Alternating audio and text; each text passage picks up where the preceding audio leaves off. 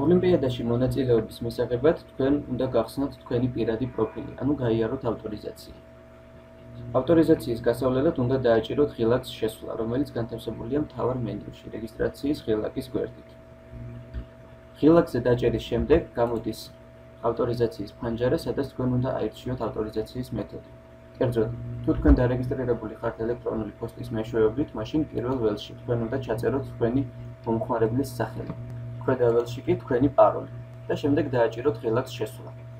მაგრამ იმ შემთხვევაში, თუ თქვენ დარეგისტრირებული ხართ Facebook-ის მეშვეობით, უნდა დააჭიროთ ღილაკს ავტორიზაცია Facebook-ით და გამოვა პატარა ფანჯარა Facebook-ის ფერებში, სადაც თქვენ ველებში უნდა შეიტანოთ იგივე მონაცემები, რაც შეგაქვთ თქვენი Facebook პროფილის გახსნისას. კერძოდ, თქვენი ელექტრონული პოსტა და თქვენი მომხმარებლის პაროლი. ამის შემდეგ დააჭიროთ ღილაკს შესვლა. გისურვებთ წარმატებებს.